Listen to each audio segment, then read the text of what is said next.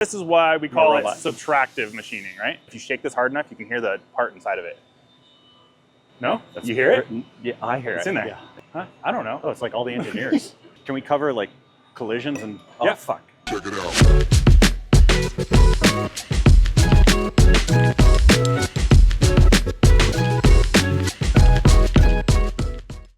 Hey, we're here with another Cutting Corners with Jim and Jake. Today we're going to be talking about CNC machining and the DFM, or design for manufacturing, around that. So first off though, what's the file type that we need to use when we're talking about CNC machining? Step file is what we need. Step file is a three-dimensional model. With sheet metal, we can accept a number of different formats, including like DXF or even EPS, I think, where it's always flat, it's two-dimensional, and then you can configure bending and whatnot. With CNC machining, we need a three-dimensional model because everything you're doing is in 3 dimensions. Unless you order something in 2 dimensions, which is weird, you should have just ordered it in sheet metal. Totally. I mean, so that 3D world, it has 2 main file types. We have a step file and an STL file. Now the big difference between those two though is STL files are hollow on the inside. They're essentially like just a shell, whereas a step file is completely solid, and that's where we can actually run the CAM software, so that the aided design and manufacturing side of the software that actually makes the parts on the machines. Yeah, is it correct to say like a step file is vector-based, it's lines and arcs, right? And then a STL is a mesh, like it's a bunch of triangles, A bunch of triangles. Yep. Yeah, don't give me a bunch of triangles. It's really hard to machine. We don't actually accept it, so okay, you're good. Don't. Oh, well, but that goes back to a lot of people who are just getting started in the world of making anything. They're probably going to start on a 3D printer. And that's where you're going to want that STL file. 3D printers love STL files, and it's really easy to create an STL file. And it's really easy to create just about anything on a 3D printer. But when you're like us and you're starting from a block of solid aluminum and you have to mill that down, there's many, many more restrictions, which is DFM. You have to make sure that you're designing for it to be actually manufactured, not just like made out of nowhere with silly snot from 3D printing. Yeah. Another thing that we're going to want to avoid is having full assemblies sent to the manufacturer, whether it be SendCutSend or even in your own job shop. You're going to want to machine those one step at a time. Right? You're doing really good. You're not even looking at the board. I looked at it a while ago and I got it in my head. Photographic memory. So those assemblies and stuff can complex things on the background on the actual like manufacturing side when they're doing the programming work. Yeah, they're gonna have to break everything up. You may need this, you know. That actually looks like a legit part. I just made that. I'm pretty proud of it. This may be your final goal, but please, when you send it to us, just for now, like we'll get better with assemblies as we go, but break it into individual parts. It'll be much easier for us to manufacture, understand, and price. Yep, it's just more room for error. So it's easier if you break it up and then we're able to treat them one part at a time. Yeah. Right. So I think that brings us into actually the manufacturing side of things though. And I think the first thing we kind of want to talk about, I'm gonna get a block. Yeah, is all of the parts, while Jim's over there, are gonna be ran through the machines doing a couple different spots. So we're gonna have work holding. Oh, here you go. So a billet block. So all of these parts are going to start off as a piece of billet, just like this. This is gonna be cut down to size, and then it is put into a vise, just like this, in whatever orientation in which they programmed it. And then that machine will then go to work, essentially removing the material to get down to here. Right, so this is why we call it subtractive machining, right? Yeah, chip subtractive. Chip subtractive, yep. So it's subtractive in the way that we're removing the material. I always like to say that if you shake this hard enough, you can hear the part inside of it. No? You hear it? Yeah, I hear it. It's in there. Yeah. So what's removing that material though is different types of what we call end mills or cutting tools. And these come in a bunch of different shapes and sizes. Yeah, this one's, pretty small. That one's super small. It works though, it works. Yeah. Those different shapes and sizes have different lengths, and that enables us to get to different spots on the parts. But they also have a lot of different restrictions. Yep. So one of the big things is that if we have an inside pocket, we'll show this part right here. Inside that pocket, we're gonna always have a radius corner. We can't have a sharp corner in that pocket because that end mill is circular. It's gonna end up going into that pocket, doing that interpolation through there, and it results in the radius of that. Yeah. Yeah? No. Yeah. Okay. Look, this thing is cylindrical, Yeah. and it's going to go in here, and there's There you just go. there's no other way. We can't get a 90-degree in there. It just doesn't work. So as long as you picture this whittling away your geometry, you'll do a hell of a lot better. With that though, the bottom of that end mill is completely flat. So when you have the bottom of these pockets and what we call the internal floor of that area, it's gonna be 90 degrees. So it's not gonna have a radius in that spot. And it's best for you not to design a radius in that because it adds complexity to your parts. And what does that add? Cost. I wasn't It adds listening. cost. Sorry, we have a bunch of, there's like an audience here all of a sudden. Who are these people? Huh? I don't know. Oh, it's like all the engineers. Okay. Okay. Sorry, super distracted. So that bottom floor, if you put that radius in there, you're gonna end up adding cost because it adds complexity. And now you have to take this tool and do a lot of fancy stuff in order to make that radius. And that's what you're gonna end up seeing there. Yeah, the more complexity, the more expensive. Can we cover like collisions and, Yeah. fuck. I mean, Nice. darn. Shit. It's covered up. Okay, so there's a handful of different types of collisions that we can have, right? Yeah. We can have a collision in that's which a good example the right there, tool too. holding, is going to make contact with that part. And that can be done in a couple different situations, right? When we're removing that material, maybe the throw or the length of this end mill isn't enough and you're going to end up coming down and making that collision. That is often a very bad thing. It really hurts the machine. Obviously, it hurts all of the parts and stuff that are in it. Another collision is that if we don't have the clearance and the end mill itself will hit it, this typically results in an end mill just breaking inside the machine. Then we're just having to do essentially swap out that tool, put a new tool in there. But if the tool holder hits, Yes, then that's a really big problem. big bad things. Another thing that we consider is we can't make these tools super, super long because they turn into a noodle. So for us to hold tolerance, you want to stay within a rule of length times diameter, which varies based on the tool. But Yes. if you're thinking like, oh, I want to mill this down here, we can't reach it with any tool that's going to be that long unless it got really, really thick. If it was 3 inches in diameter, maybe we can go 9 inches deep. And then you're going to have to consider that in the floor. What we would do on this part is actually attack it from this side, Which is what we did on that part. which is what we did, so that we have enough reach.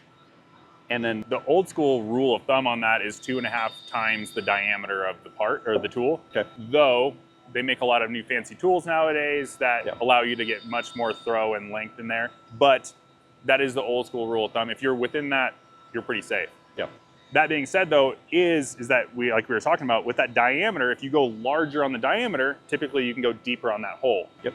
And when you have that internal radius that we were just talking about, what ends up happening is that the deeper that hole, the larger that internal radius needs to be. Yep. And so you should be modeling with that in mind. That being said, though, also, is that if you want that internal radius to come out really clean, that sounds like somebody cool is taking off. F-16's taken off. If you want that internal radius to be like really, really clean, you don't want to make it exactly the radius of the tool that you're intending to cut. So if you're going to use go a bigger? 1/2 inch, if you're going to use a 1/2 inch end mill, you don't want it to be 0.250 radius. You actually want it to be like 0.260 or 270. And the reason is that means that you're going to end up having a tangent point. Oh, we have a marker. We're going to the board on this one. So if I have this internal radius, if my tool is smaller, I'm going to end up having just a really small tangent point that is making contact there. Versus if my tool is the full diameter, I'm going to be making contact over that entire radius. And when we go into that corner, we pause for a second. So we come in and we have chip load, we pause and we lose chip load. And then we come back in and chip load and we can get chatter in there. We get really like poor quality. Yeah, so don't try and shove a 1/4 inch thing into a 1/4 inch hole. You need a little bit of Exactly. slop in there. Yep. Yeah. Do we have guidelines on that? We probably do. Yeah, I think so. Also, we have a ton of tools. Yeah. So usually it's like, is it your problem or is it our problem? In Typically that what that situation. does is that it goes to the manufacturer, they downsize the tool, which often takes more time, Yep. which costs you more money. Yep. So just with that in mind, if you can afford to just put a 260 thousandths radius in there, it actually makes your part cheaper. Just that little tiny small thing right there. Yep. So edge breaks. So why do we apply edge breaks? What is an edge break? So yeah, without an edge break, everything that we make is incredibly sharp. As soon as you touch it, you will usually bleed. It's just like sheet metal. We deburr sheet metal because the laser is leaving a very, very sharp 90-degree edge. These end mills will also leave exceedingly sharp 90-degree edge. Yes. So we have to edge break just so you can handle the part, really. Yeah. Yeah, it's just a safety thing, generally speaking. Yeah. Yeah, and so a lot of guys will end up radiusing those outside edges or chamfering those outside edges. Yes. We really would like it so that you guys avoided that. We're going to automatically do that for you. Just do that little edge break, make the parts really nice to handle. If you have a cosmetic need or a functional need for a really large radius or whatever, fine, go ahead and do it. Just know that it's going to increase your cost. If, like on this part, this just has some sort of function, it's not going to be handled by humans or whatever. Yeah. Don't worry about it. We'll automatically edge break it. There's no additional charge. But if you made this into, some 1/8-inch radius fillet, all the way around, it's way more machine time. We have to grab a little ball mill and go around and make it perfect. It doubles, triples the machine time, and which you'll see in your cost. Yeah, exactly. So with all of that and stuff, we can move kind of on to tolerances. So tolerances, generally speaking, within SendCutSend, plus or minus 5/1000ths of an inch, and that's going to be based off of your original step file. We don't need to have GD&T 2D drawings. We're going to end up using your step files. We're going to be programming around those, and we're holding our own tolerances to those step files. Yep. Those old days of having that are kind of moving away, and we're going to be driving that future of manufacturing when it comes to just looking at that, right? That's what I was going to say. I really think it's the future of manufacturing, where we're no longer using prints. And yes, I know the argument of, well, prints communicate all these things to the machinist, whatever. Well, there's a lot that can be communicated in a model too. So maybe SendCutSend is not a fit for everyone if they need to communicate some really obscure GD&T for ultra precise tolerances. But because we're doing like ISO medium, if your model is 2.00 by 3.00, that's what we're going to make it to. There's no need to call out anything else. In the old days, you would have a model, because it was more difficult to create a model in the old days, and you'd have this model, and let's say it was 3 inches, and then it turns out that we needed it to be 3.15. Instead of adjusting the model, you'd adjust the print. That's not the truth anymore, because we're gonna create the cam directly off the model. Yeah, and one of the other things too is that a long time ago, maybe the work holding wasn't as good, the machines weren't as good, and so that allowance was given to operators to know when they really needed to hold things tight versus not. Nowadays, well, obviously we're investing in the best machines, the best tooling, the best work holding, and so we don't necessarily need you to tell us that it needs to be a tight tolerance. We're just going to hold it to that tight tolerance, and that's going to allow us to speed things up. We don't need to do this back and forth. Give us the step file, and we'll make it to that step file. And especially with 5-axis stuff, we don't have to do additional setups, which require tolerance. Well, there's tolerance stack. Like every time a human has to grab this thing and then move it and then load it into another machine and do additional processes, that's where the tolerances get a little wild, and you have to reference a print or whatever. Except for when I do it. It's always perfect. Oh, yeah, well, of course. What we're trying to do is eliminate a lot of that so that we can keep the price down as low as we can go, and we can keep the speed as fast as we can go. Yeah, and so what they're going to be able to do is, when it comes down to like threaded holes, don't model those holes. You don't need to give us a 2D call out. What you just need to do is import it in there and then do that selection on the checkout process, right? Just put a hole in there, and then when you're configuring it in our app, you're going to say, okay, I need that tapped quarter 20. I need this one tapped, M8 or whatever. That keeps your file really, really simple, which when we see it to give it a quote, we're going to keep that price really, really low. When you add things like modeled threads or excessive fillets, and all this other like wild surfacing geometry, it adds cost, it adds time. A really good proxy for price is file size. So a lot of kilobytes is probably going to equal a lot of dollars.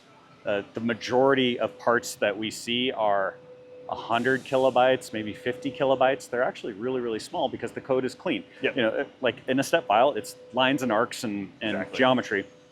So it can be really tight and small. If your file size is like 2 megs, 3 megs, 13 megabytes, no, you're doing something really, really wrong.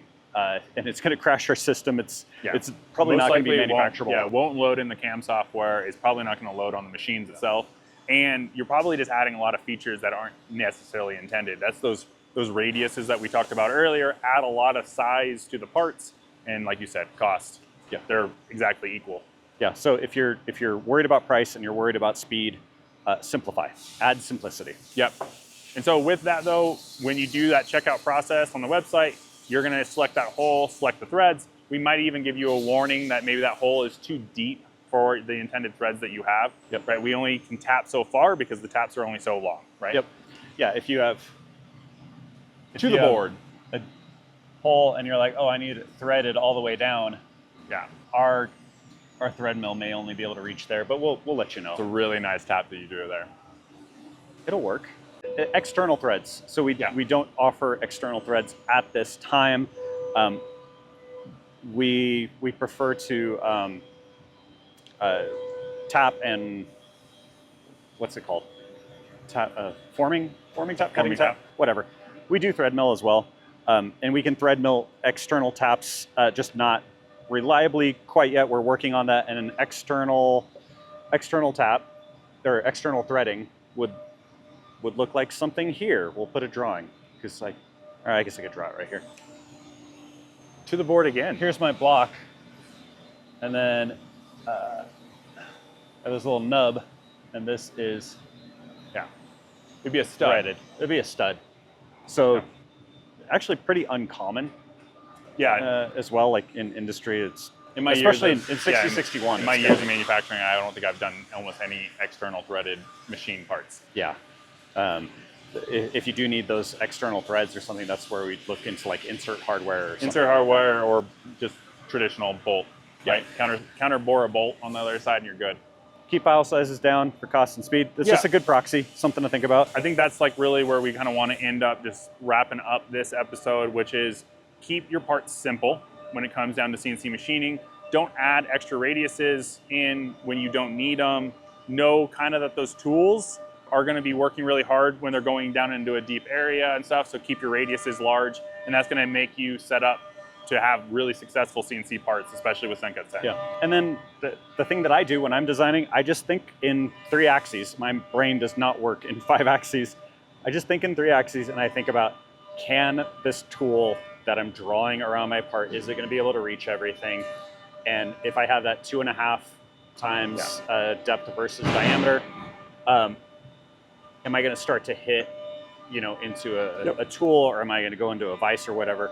Just thinking about that, watching videos, watching machining videos and stuff, it helps you become a better designer. So Absolutely. yeah, watch our videos, watch other people's videos. Yep. Become a great designer, save money, get parts faster. So to get pricing on your CNC machine parts, drag or drop your step file or DXF for the sheet metal stuff onto SendCutSend.com and get pricing on your parts today. Yeah, We got merch. Yeah, love you, Love bye. you. Bye.